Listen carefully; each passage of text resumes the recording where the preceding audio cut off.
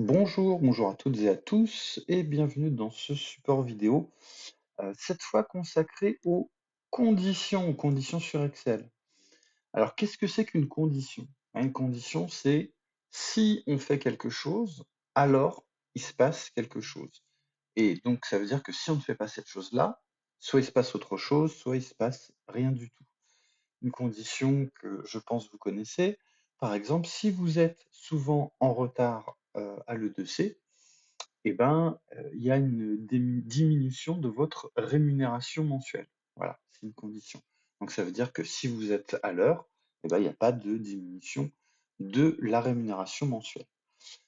Alors dans Excel, donc on peut aussi écrire des conditions à l'aide d'une formule, consacrée. Dans l'exemple que je vous présente ici, on a une liste, alors pareil, hein, j'ai fait un petit tableau, il ne faut pas se formaliser, c'est vraiment pour l'exemple.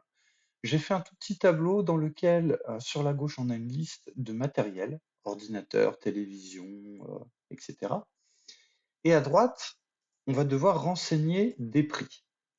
Alors, comme toujours, l'idée aussi dans Excel, c'est de gagner du temps. Il y a 2 méthodes. Soit on renseigne les prix à la main, ce qui peut prendre du temps. Alors là, ça va vite, hein, je crois qu'il doit y avoir quoi? Même pas une dizaine, de matériel, mais encore une fois, dans un contexte réel.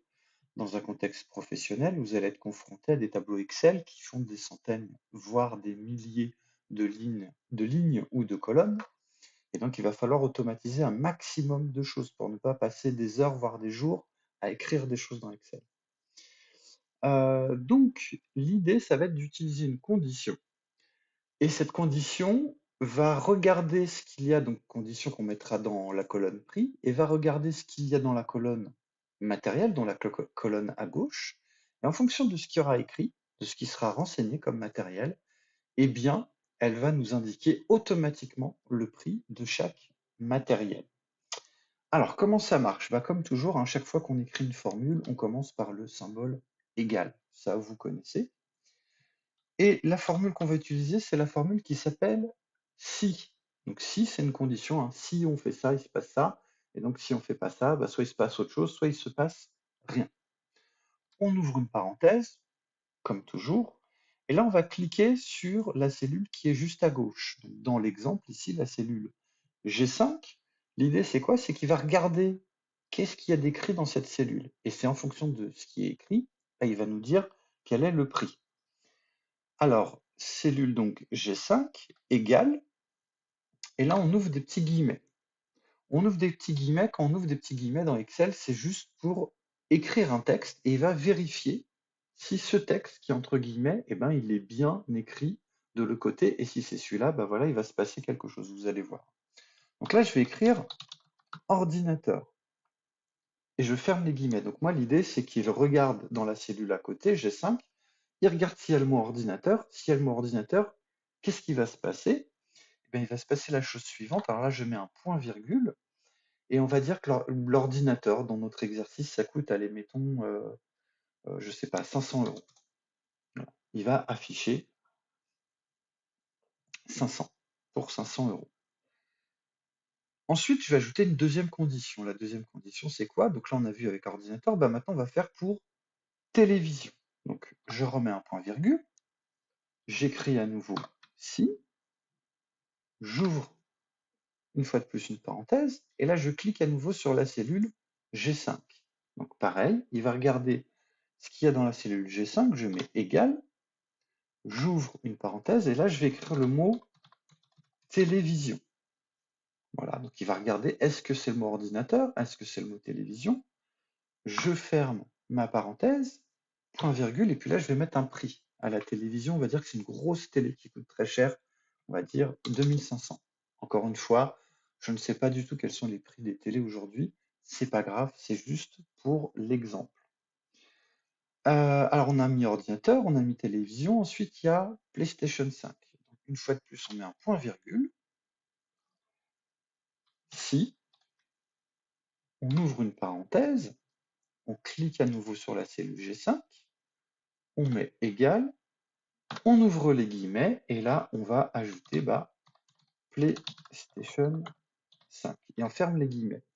J'en profite pour préciser quelque chose de simple mais important. Lorsque vous recopiez le texte entre les guillemets, il doit être écrit exactement de la même façon que le texte qui se trouve dans les cellules à côté. Si vous oubliez un accent, si vous oubliez une lettre, si vous mélangez 2 lettres et cetera, forcément ce ne sera pas le même mot puisque ce ne sera pas écrit de la même manière et donc vous n'aurez pas du tout les bons résultats. Donc il faut faire attention à ça, il faut être vigilant. Je continue donc après avoir fermé ma parenthèse, j'ajoute, enfin mes guillemets pardon, j'ajoute un point virgule. Là je vais mettre un prix, je vais dire allez, je sais pas du tout si c'est ça, je vais mettre 650.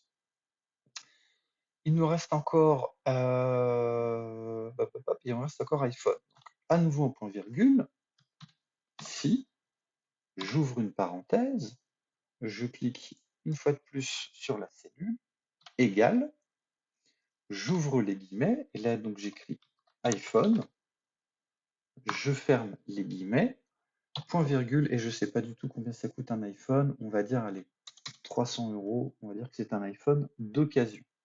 Et là je ferme la parenthèse, mais attention, attention, attention, quand on met comme ça plusieurs conditions, forcément, vous avez vu qu'à chaque fois qu'on ajoute si, on ouvre une parenthèse. Donc ça veut dire qu'à la fin, quand on a fini d'entièrement écrire notre formule, on doit fermer toutes les parenthèses qu'on a ouvertes. Donc là, on compte tout simplement le nombre de parenthèses ouvertes. Il y en a une, deux, trois, quatre, quatre parenthèses ouvertes. Et combien de parenthèses fermées? Bah, pour le moment, on n'en a fermé qu'une seule. Donc on va en ajouter trois autres. L'idée, c'est quoi? C'est que si vous avez ouvert deux parenthèses, il faut penser à fermer deux parenthèses. Si vous ouvrez six parenthèses, il faut fermer six parenthèses, etc. Sinon, Excel ne comprend pas parce que il considère que ce que vous voulez calculer, bah, vous n'avez pas fini de l'écrire. Voilà. Encore une fois, on calcule les choses qui sont à l'intérieur des parenthèses. Une fois que j'ai fini d'écrire tout ça, je valide sur Entrée, hop, et là, il m'affiche 500. Pourquoi? Parce que si je regarde le détail de ma formule ici, 500 c'était pour l'ordinateur. Mais on va voir, on va pas le faire, attention, hein, cellule par cellule, encore une fois, on duplique. Ça maintenant, on l'a vu quand même, je pense, plusieurs fois. On se positionne ici sur le petit carré en bas à droite de la cellule, ma croix devient noire, je reste cliqué, je descends et regardez, hop, automatiquement, il va appliquer les prix puisqu'il regarde ce qu'il y a à chaque fois sur la gauche. Voilà. Là, vous voyez, j'ai écrit télévision, c'est 2500, on avait mis 2500. Mais si à la place ici télévision, je mets iPhone, je me suis trompé, c'est pas télévision, c'est iPhone, regardez, hop, il met automatiquement le prix à jour. Voilà. Donc ça aussi, encore une fois, on automatise un maximum de choses dans Excel. Écoutez, encore une fois, si jamais vous avez des questions, si quelque chose n'est pas clair, n'hésitez pas bien sûr à me demander pendant l'atelier. Si vous me croisez dans un couloir ou quoi, également à poser vos questions. Et en attendant, bah, je vous dis à très bientôt pour l'exercice. Ciao!